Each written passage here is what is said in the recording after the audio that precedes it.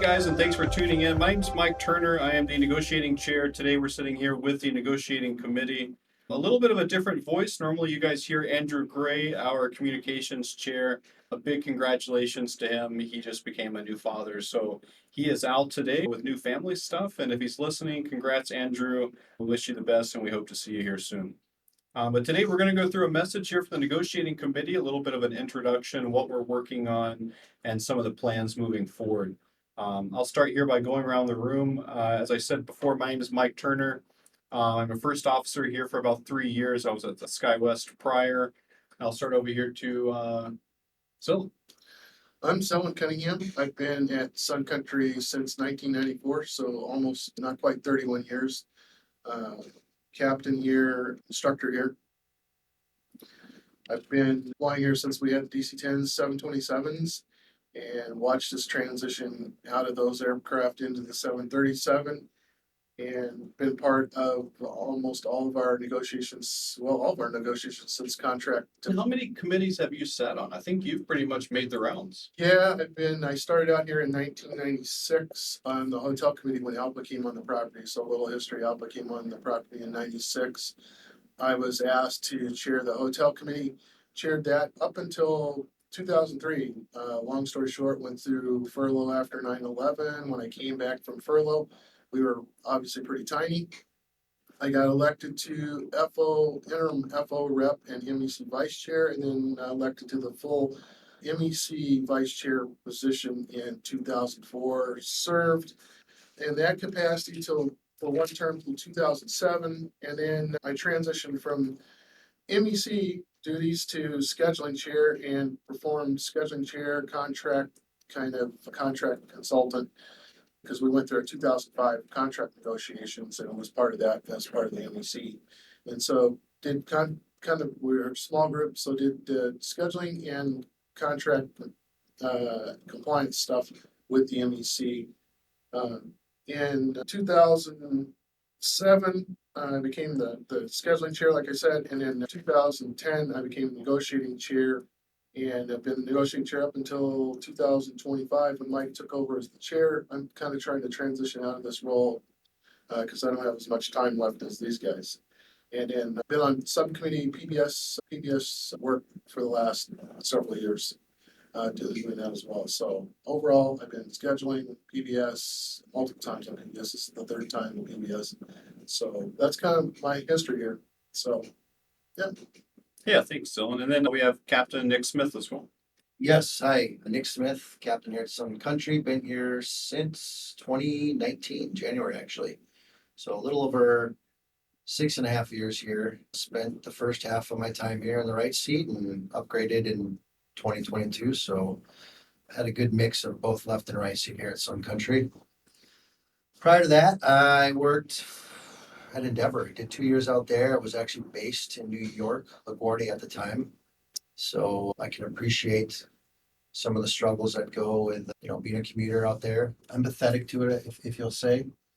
Before that, I was in a completely different career field. I actually worked in law enforcement. So that was a big switch to come here. Just retired out of the Air National Guard as well. So did 20 years flying for the Air National Guard here in Minneapolis at Fort Snelling. So that was another big aviation background of mine. But my experience with the union doesn't quite go to the extent of Zillen's over the last 20 plus years of his career. But I started out in military affairs. Naturally, I came in here and we didn't really have a good resource to go to as military pilots when things came up with military leave.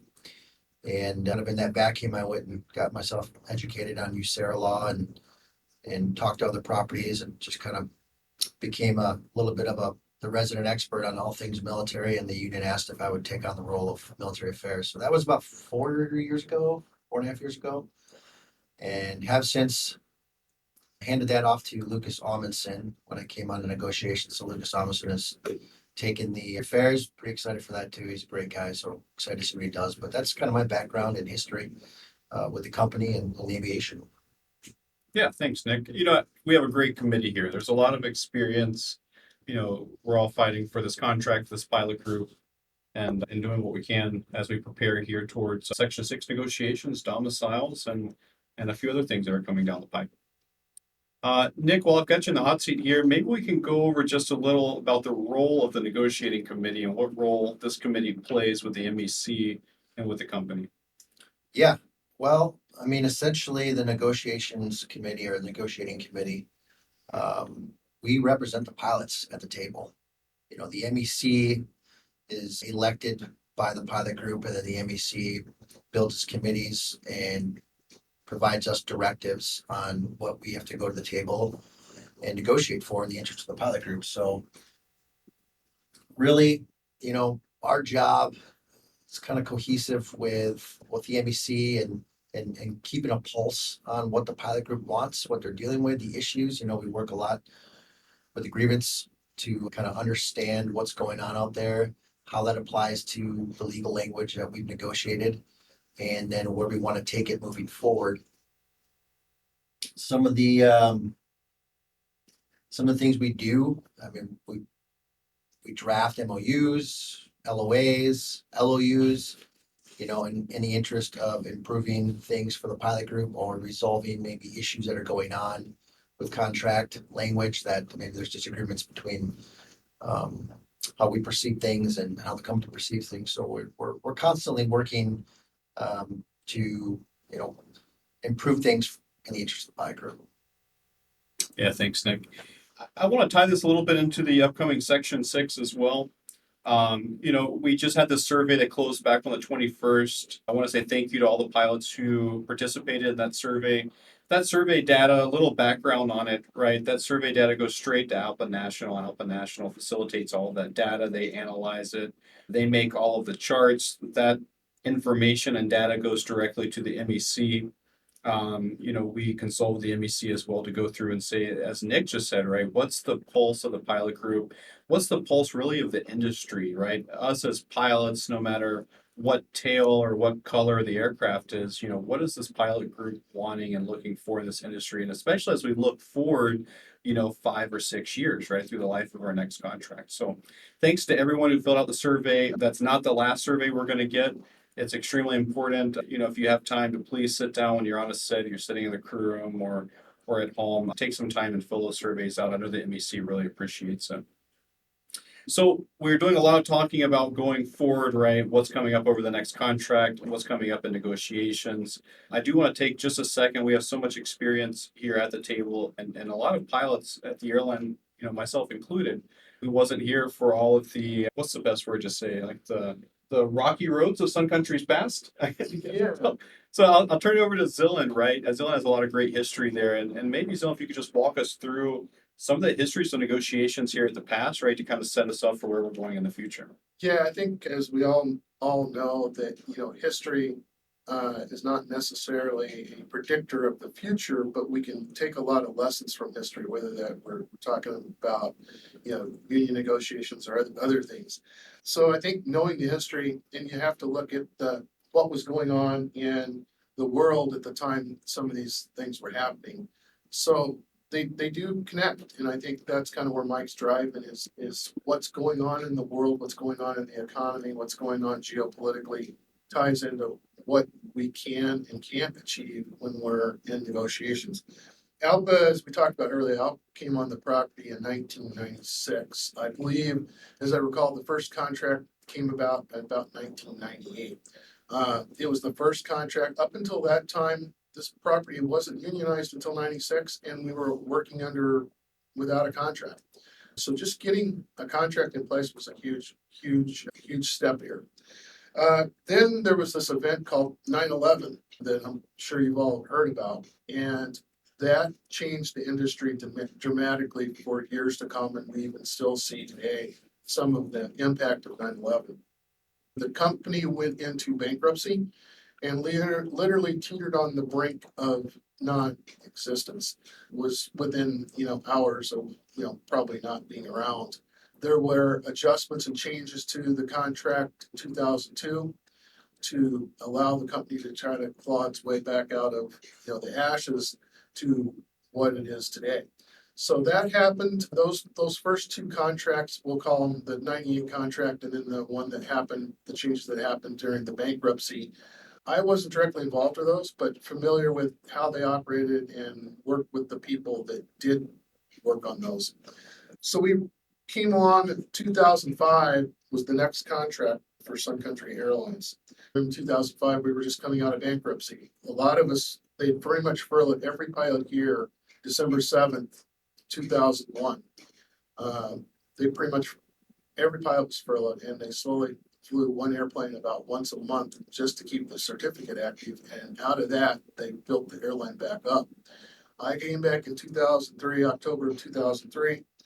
And in 2005, shortly thereafter, we started negotiating the 2005 contract. Obviously, coming right out of bankruptcy, the company still having pilots on furlough, it was a huge part of what was happening in negotiations. So the 2005 contract didn't see a lot of material gains. We were just trying to keep the company viable, help it come back so the jobs would not go away. That was a 5-year contract. The contract became amendable in 2010, as I recall. And then we spent about the next over 5 years negotiating the next contract that came in 2015, which had some meaningful gains. During that time, that's when Marty Davis owned the company. It was still a private company. And I'm proud of that contract. We were able to achieve some pretty good things in there, some pretty good gains from the 2005 contract. But you got to realize that's a 10-year window between contracts. That's huge. There was also a lot of the economic issues going on in the world at the time, as everyone may recall. So like I said, you have to tie these contracts to what was going on in the rest of the world, not just Sun Country in isolation, but what was going on at other airlines, what was going on geopolitically, what was going on economically in the world. That contract was a 5-year contract as well. It became amendable in 2020. We started making preparations for Section 6. We started in spring of 2020, starting to have some conversations with the company that were not formal Section 6 negotiations per se, but we were talking about some big items, big issues, scheduling issues, problems that the company wanted to address, problems that the pilots wanted to address. Then we got approached in late summer, August timeframe of 2020, and the company had a very big desire to get a contract done. I mean, like fast. We basically did the 21 contract in about a 90-day period, which is just insane. And to be quite honest, some of the reasons why we have some of the issues we have now is because everything happens so fast over some loose ends. Which is very unusual. The company was very motivated to get that contract done so that they could put in a bid for A330s with Amazon. They had a deadline of basically December 1st. So we spent September, October, and November putting together the 21 contract. We had to meet that deadline by December 1, or I should say the company had to meet it, so that they could put a bid in. They were under a timeline from Amazon. If they didn't have a pilot contract in place, by then they wouldn't be allowed to put in a bid. So that's kind of how we got into that unique situation in 21. We were able to achieve a lot of gains for this pilot group, basically get it up to what I would call industry average, and in some areas maybe even slightly above industry average. But as we all know, as contracts go, each airline goes out there and is on a different timeline to negotiate contracts. So they end up what we call leapfrogging each other, which is a good thing. When Frontier, Spirit, Delta, United, they go out there and they make gains, and in between our contract negotiations, it just raises the bar, and that's where we go, is try to set our expectations to try to move our contract up to the industry average. So that's kind of how the pattern bargaining works in the world. That's kind of in a nutshell our bargaining history here. Okay, Zillan, thanks. That's a great history. I want to get into now the expectations for our next contract negotiation. I know that's what's on everyone's mind. So what would you say to the pilot group on those expectations? I'd say that you look at the history. That's why we went over the history. Is there were 2 contracts in there that took 5 more years to get done. So that's closer to the norm. I would say you don't, it sounds a little cliche, but you don't get a contract till the company is ready for a contract. And that's kind of where we're at today. Until the company is motivated to finish up this contract and give us a contract, we're not gonna have one. If I had to make an educated guess, it's not going to be anything close to the last contract, 90 days roughly, to put a contract in place. I would say it's gonna be closer to the industry average, probably in the 3-year range, if I had to make some sort of educated guess. Yeah, I think we all agree there, right? And we look at the process. I mean, when we start out these negotiations, every negotiation starts with a protocol agreement. Once both sides agree with a protocol agreement, where you're going to meet, what are the terms of the negotiation?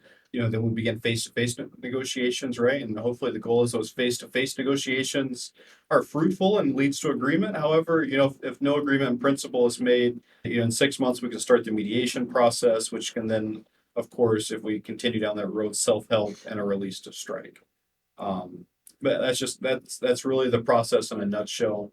That's what we're looking at as we're coming up on our amendable date, which I believe is December 21st. Nick, going along there, so we talked about the contract negotiations that are upcoming, but outside of sitting down with the company through contract negotiations and active bargaining, what is just a little bit about the day in the life of the negotiating committee look like? Yeah, so good question. I would say first and foremost, even though we're on the negotiating committee, we're pilots, right? We still bid lines or we bid schedules and fly a full-time schedule to the max extent that we can. So we're not, we're still out there doing the job with all the other pilots and getting to experience all the issues, firsthand as they do. But outside of that, I mean, when we're not flying, I mean, we're all things contract. I mean, I came into this about a year ago, and the amount of time and soft time we invest as a collective team, just getting to learn the industry, learn what other companies are doing, reading other contracts, studying, working with legal, working with national, going to conferences and getting spun up on current events that are going on in the industry. There's just so much time. I would say realistically, 10% of our time is probably spent sitting at a table negotiating directly with the company. The other 90%, we're preparing. We're always preparing, whether strategically or just gaining education, right? There's guys on this podcast probably listening to me that have flown with me, and they know that on trips, I take a lot of time just getting educated, reading other contracts. And it's, for me, it's something I enjoy because it allows me the ability to have the knowledge at the table. I know that Mike and Zillen are the same way. So, first and foremost, we're flying, but we're not doing that. A day in the life of a negotiator is just getting educated, being prepared, having strategy planning and doing everything we can to show up ready. Yeah, thanks, Nick. And just to tag on to that as well, this committee drafts all MOUs, memorandum of understandings, LOAs, letter of agreements, LOUs, letter of understandings, settlements, through whether that's a settlement for an individual grievance or that's an MEC grievance, or it's a settlement that are working up through the arbitration or mediation process, right? So, there's a lot on the plate there. Again, it is kind of, as Nick said, the iceberg method, right? Where you only see just the very top part. But with that, as we look forward to what's coming down the pipe, right? Active bargaining, interim bargaining, domiciles negotiations, upcoming Section 6 and our amendable date. All of these things are very similar. Every negotiation, as Nick and Zillen said, requires planning, understanding of the issue, and a goal, right, in mind that's usually set by directives from the MEC.